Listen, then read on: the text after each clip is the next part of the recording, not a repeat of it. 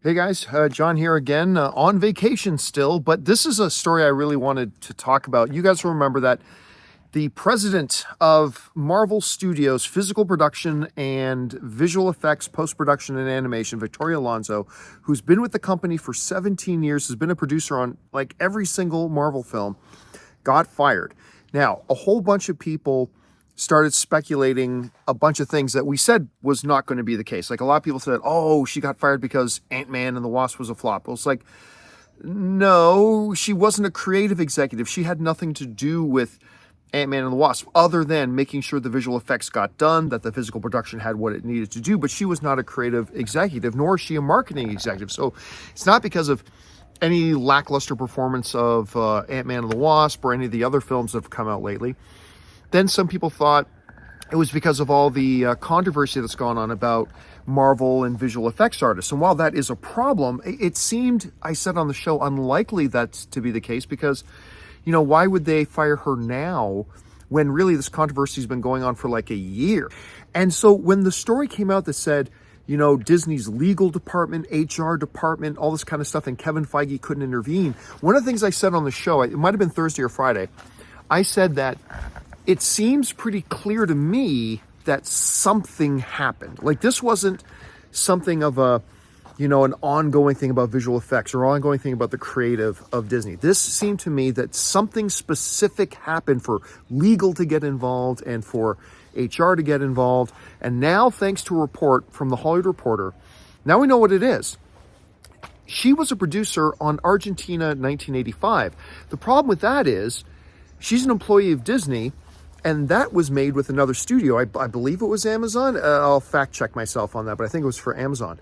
And she was warned by Disney that if she got involved as a producer on that film, that it would be a breach of contract.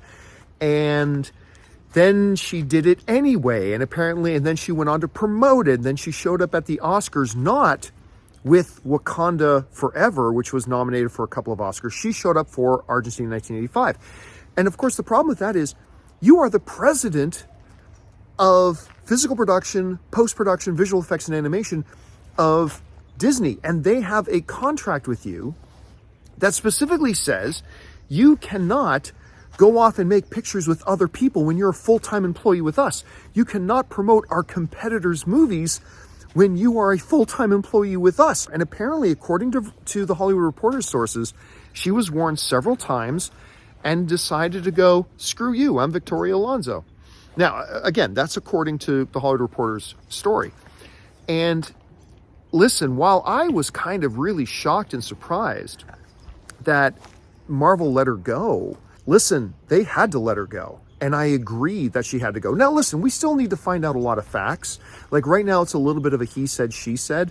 But according to this, and Disney just recently put out a statement saying, listen, this is a clear case of a violation of her contract. She was in clear violation of her contract, and we warned her, and we fired her. Meanwhile, Victoria Alonso and her lawyers are saying they're going to sue Disney over this. And look, if everything is to be taken at face value, and we may find out that it shouldn't, but if it is all on face value, then she needed to go. Because what message do you send to the rest of the company if you let one of your presidents get away with making and promoting content for your competitors when you are under contract and a full-time employee with us? It completely sends the wrong message. And if they warned her and repeatedly warned her and she just said, screw you, I'm Victoria Alonso, then she needed to go. Anyway, guys, that's just my quick thought on the real story about really why Victoria Alonso was fired. It wasn't because of Ant-Man and the Wasp or the direction of Marvel movies. It wasn't because of VFX. She breached her contract. Anyway, let me know what you guys think down below, and I'm going to go back to enjoying my vacation. Talk to you later.